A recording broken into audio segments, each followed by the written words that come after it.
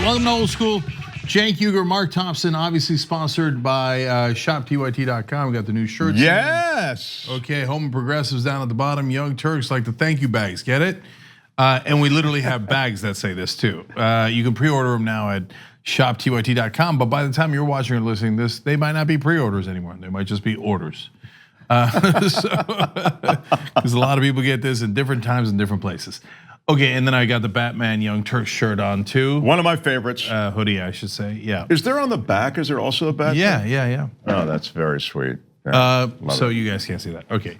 Anyways, this is the one that the shirt version of this is the one that Rosario Dawson was arrested in. Oh wow! When she did Democracy Spring and got arrested for a civil disobedience. That is very cool. Yeah, it's pretty badass. Pretty badass. I wish we had a better picture of it. We have a picture from far away, but you can see the Young Turks Batman thing on her, and it's almost cooler that it's from far away. It has a kind of Zapruder film quality. Oh yeah. No. The guy who took the picture was actually on a grassy knoll. So it all ties well, I believe he was on grass. Yeah. If you see what I'm saying. I do. Speaking of, now Rosario is dating Cory Booker. Wow. And that got confirmed. She confirmed it the other day. Wow, is that right? Yeah, that's fascinating. That is interesting. Maybe that's why he's going so much further to the left these days.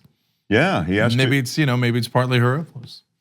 Isn't it great? And she's kind of got one ear to the Turks, so that might be here on TYT. You might be able to influence some of the stuff that gets to Cory. Yeah, I'm just saying. I mean, things happen. Is it because of us that he signed on for Medicare for all? I didn't say anything. I haven't said a word. Hashtag mastermind, sure. Hashtag chain of command. I do want to get to a situation one day when I, in a panic in front of the national press, go, I am now in charge. Okay? Like Al Haig did after Reagan shooting. But like Al Haig, I want it to be totally inappropriate. Well, whenever you do it, it'll be inappropriate. So That's right. About that. Yeah. Okay, no, to be clear, Cory Booker did not sign on for Medicare for all, having anything to do with the Young Turks. Okay. Well, as far as we know. Right. Anyways, now I want to start with a very important topic, Mark. Neck tattoos. Oh yeah. It's a real balls move, the neck tattoo. Yeah. Well, it used to be. Oh, not as much. Yeah. Now, so I remember talking about neck tattoos, I don't know, 15 years ago on the Young Turks with Ben. And back then, you had to have killed at least 1.5 people to get a neck tattoo. Yeah. It was gangish. Yes. Yeah. And that's a good term, by the way, gangish. Yeah. Okay. It sounds like Genghis Khan, and it's got a gang in it. Yeah. It's like gangish, right? Yeah. I like that.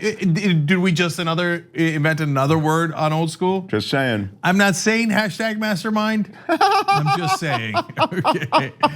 And they're almost all collabos. So this was a nice collabo with me and Mark here. Mark, last week we invented a new word called momentum. Okay. Oh, that's when you have no momentum? When you I love that. Isn't that a great word? Oh, that's just perfect. So far though, appropriately, that word has no momentum. Hasn't really caught on. Hasn't caught on anywhere. Now, what was it? In what context did you attach it to some phenomenon? Actually, the context, I have to be honest with you, is secret. Oh, okay. For a good purpose. All right. For a good reason. Okay. Okay. Momentum. I love it. Yeah. Anyways, so and like back in the day, and I remember this conversation. I don't remember how many years ago it was, but like if somebody with a neck tattoo was hanging out, doing something, I'd be like, ooh, okay, you know what? I'm gonna steer clear just in case. Yeah. Because I'm not in the gangish business. Sure. Right. Sure. And so it might have been that I had a mover who had a neck tattoo, and that's why Ben and I were talking about it. So now though, neck tattoos have become prevalent. Like I now believe there are 1.5% of accountants have neck tattoos. Wow. Yes. You go to a mall here in LA, like neck tattoo. There's no way that guy's not a dentist. Okay, right. So Craig, are you with me? Have you noticed more neck tattoos? Okay. Well, there's more body ink anyway, so yeah, it makes sense. But you know, I'm trying to remember if I actually saw this or if this is just in my mind's eye.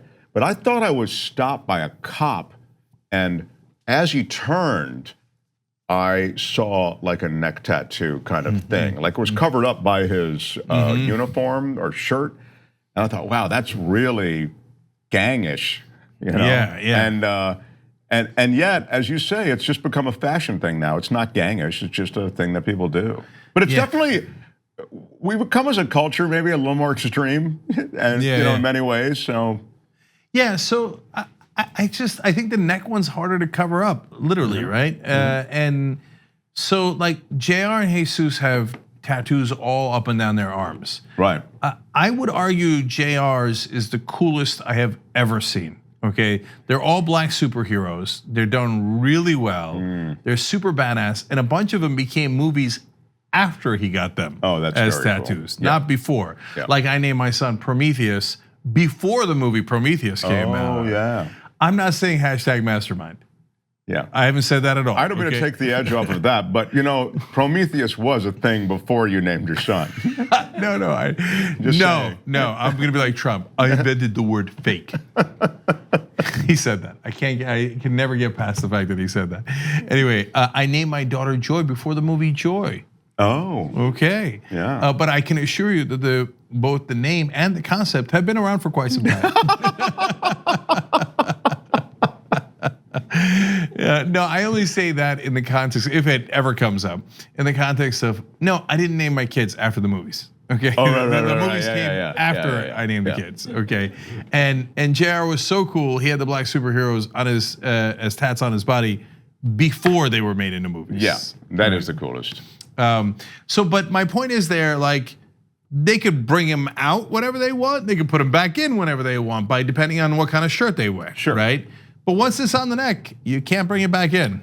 You're right. I always heard that Dolly Parton, the country artist, Dolly Parton, brilliant songwriter, brilliant performer, really great.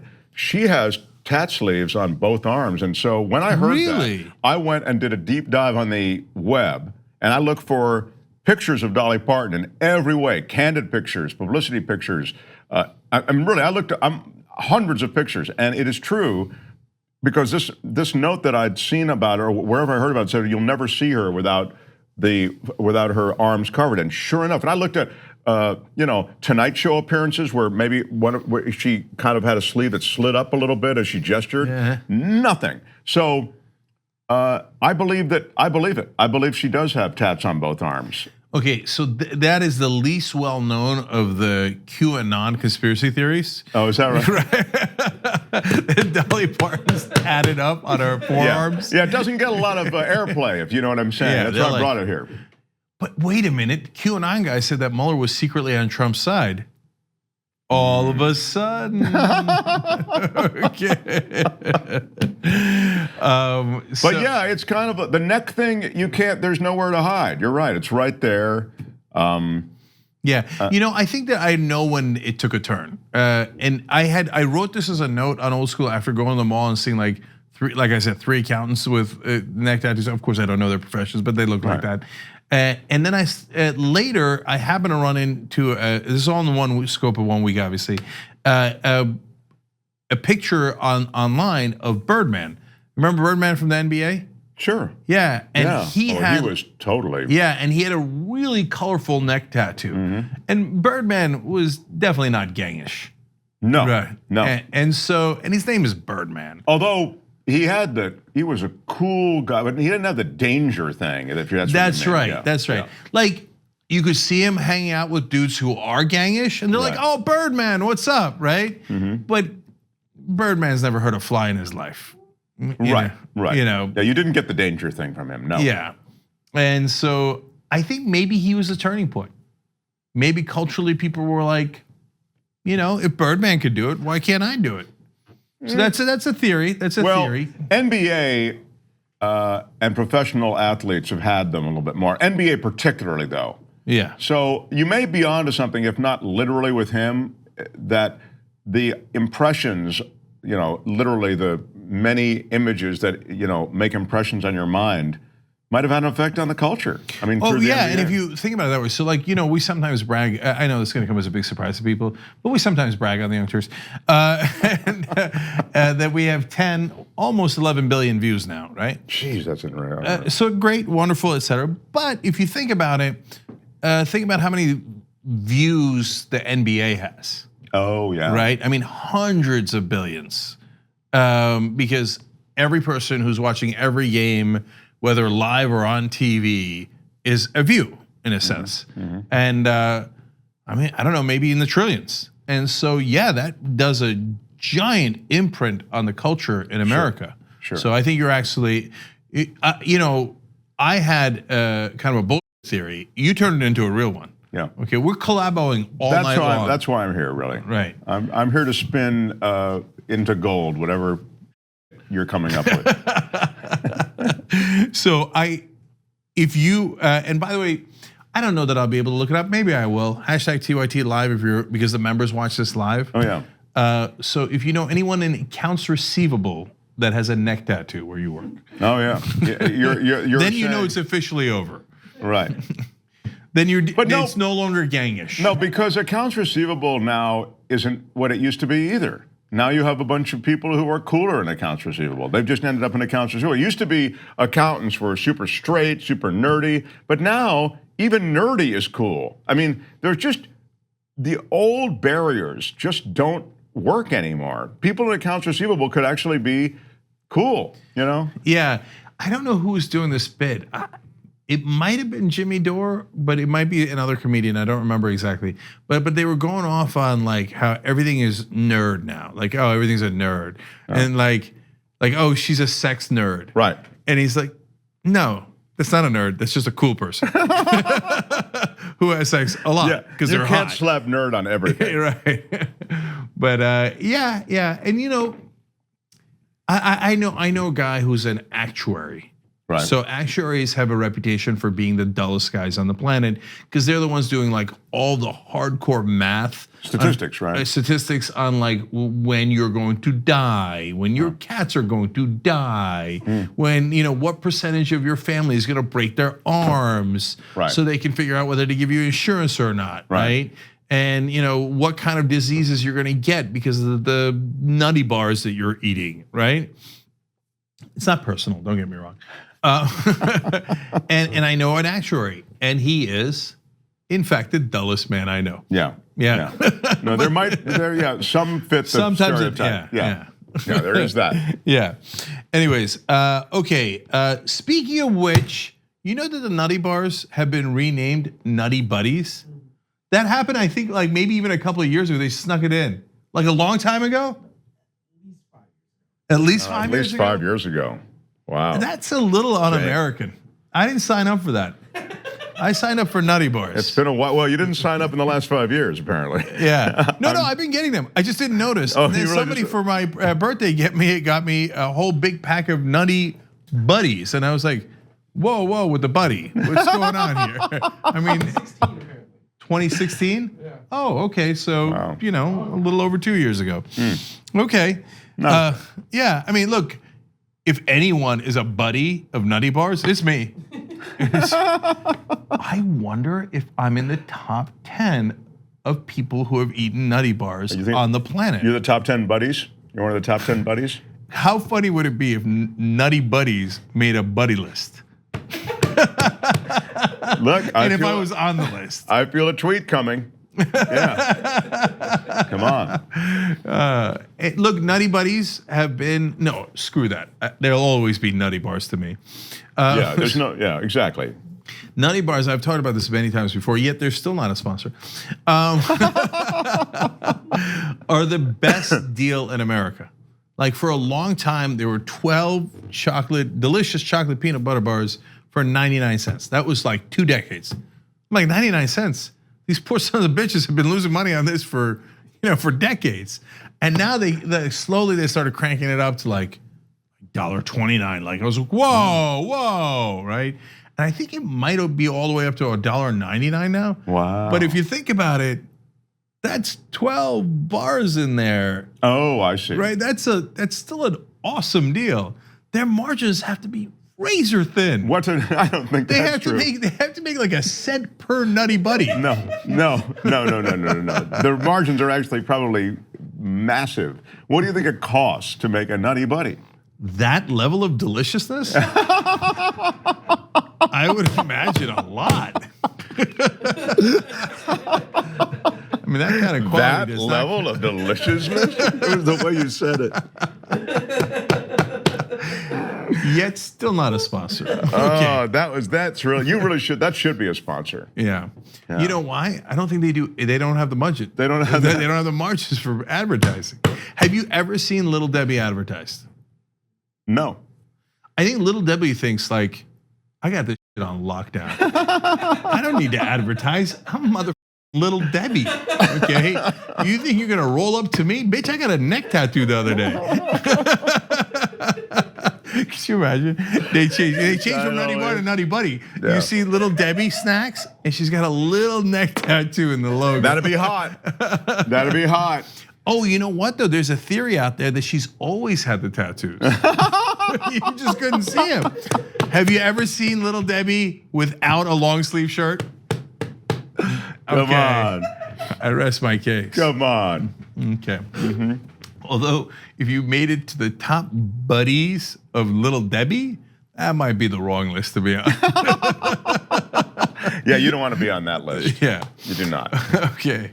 I did a Says voiceover for a Super Bowl commercial for Payday candy bars. You ever had a Payday? Oh, I must have when I was younger. Yeah. It was like the reason I remember it is, first of all, because it was a Super Bowl. It's like the greatest. You think when you're doing a voiceover for the Super Bowl, like it is the greatest thing because it's the Super Bowl. It's going to be seen by all these people, and that's true. But what you forget is, no, man, it's going to run once on the Super Bowl, and that's it. And you're not going to get paid after that. In other words, now I don't think it literally ran once, but you know, you'd rather do a campaign that never makes the Super Bowl than one huge splashy commercial that's on the Super Bowl. Why don't they run it again? I just remember thinking, you know, there was some Super Bowl tie-in or something. Maybe that's what it was. There was something specific to the Super Bowl, I think. Oh, I see. So that's why they don't run it again, Yeah. because you're like, and if you get a payday on Super Bowl, Right. Does that sound like Mark? No. Okay. That's exactly how I did it, actually. Yeah. No, but that's right. That's right. So there's something. But it is cool. But once the coolness wore off, I thought, oh, geez, you know, oh my God. But was it a decent payday, if you will? It was. I think $1,200. That's it? Yeah. For a Super Bowl ad? I think that's what it was. Something like that. Oh my God. Okay. Maybe that's low, but it was something. You not that might big, have not that literally been paid the least amount of anyone involved in a Super Bowl ad ever. Yeah. Like the original Super Bowl ad when the Packers were playing and stuff. Oh, yeah. Like the voiceover guy there got paid more than you. Everybody got paid incredibly well back then. Yeah, they've just busted everybody's quotes down. But yeah, you think it's, it's just like in the old days when you'd see somebody on a talk show. You think, oh wow, that guy must be like moving into the Hollywood Hills or something. You know what I mean? Yeah. No, he got $300 for doing the Tonight Show, and now he's going to work in the clubs. Now, it definitely helped him or her, but it didn't. You're not an overnight sensation. Similarly, when you hear that voice on the Super Bowl. No. I was thinking about that the other day because I was watching Gary Shandling doc on HBO, done by Judd Apatow. That's really good, yeah. Yeah, and for Gary Shandling, getting onto the Tonight Show as a guest was the biggest thing in the world. And he was right.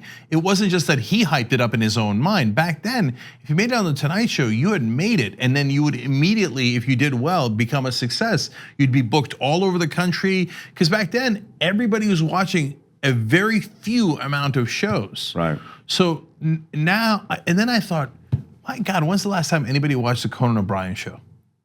Yeah, you're right. It's on TBS. I think they brought it down to like half an hour.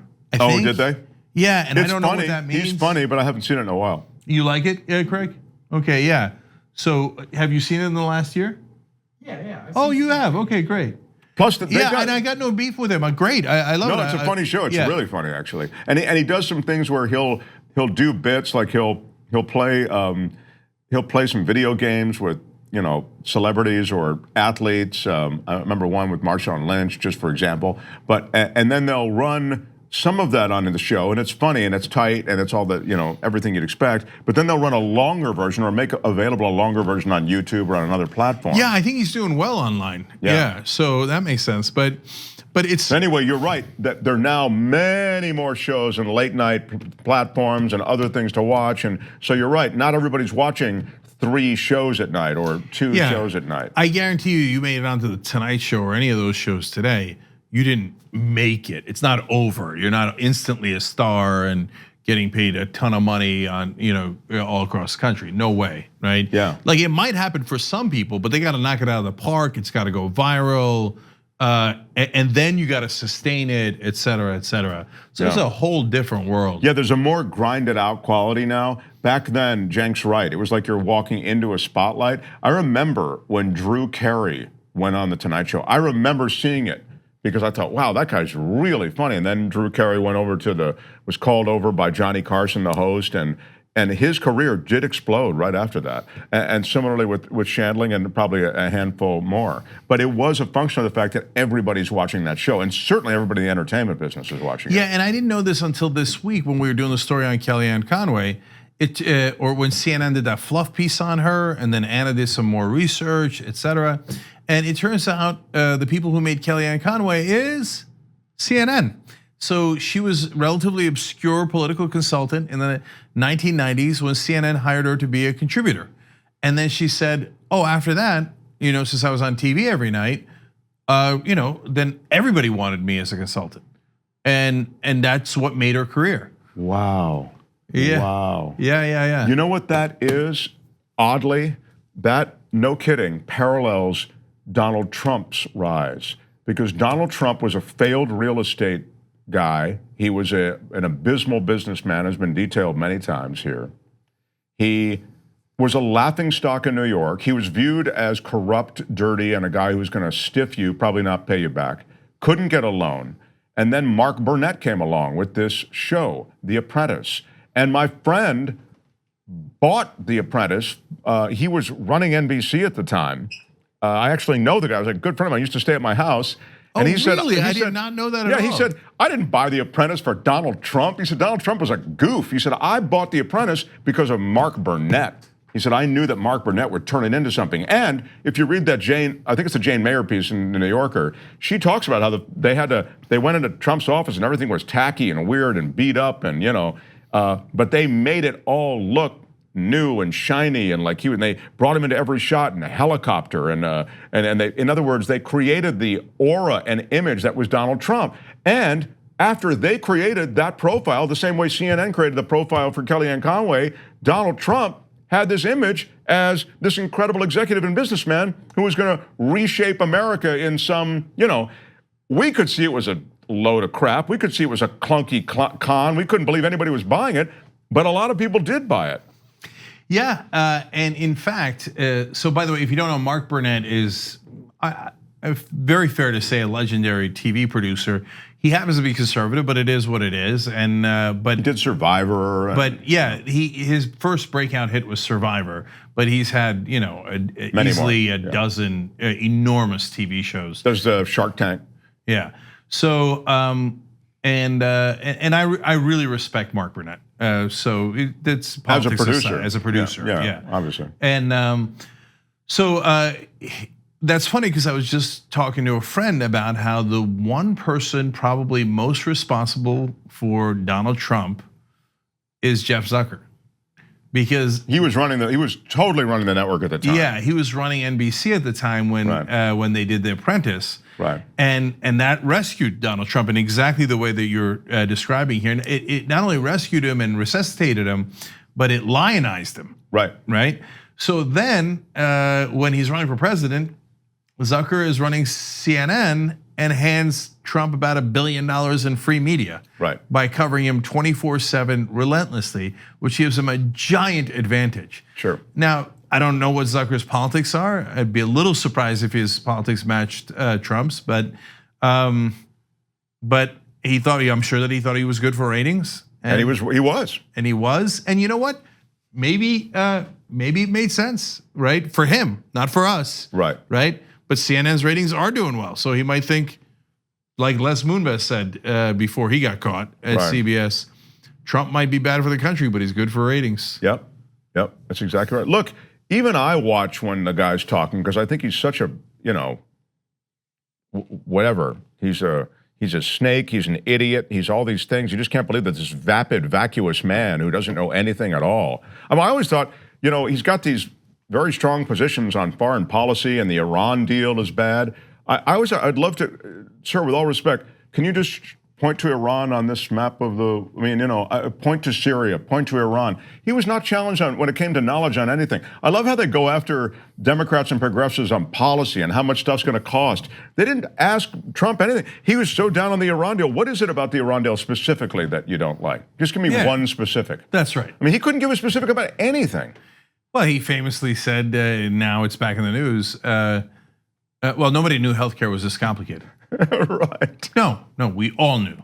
You were the only one who didn't know. Okay, I mean, he's a legendary moron. He's a little bit like what he said about the Paralympics. So we ran it on the show today because they cut the budget for the Special Olympics, which is of course different than the Paralympics. But Trump, they sent him out to celebrate our USA Paralympics team, right?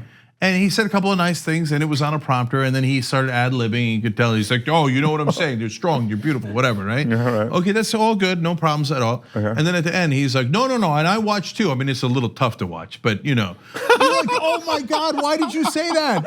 Oh, you buffoon, why did you say that?" Right? Okay, so that's who Donald Trump is.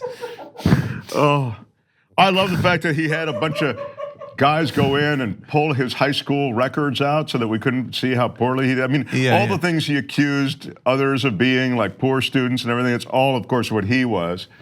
His dad clearly bought him into school, bought him into college, and into every academic situation his father bought him in. Yeah. So now there's now some pressure on me to like, no, well then you were wrong about Donald Trump because of your Mueller exonerator. Or whatever. No, I'm not wrong about Donald Trump.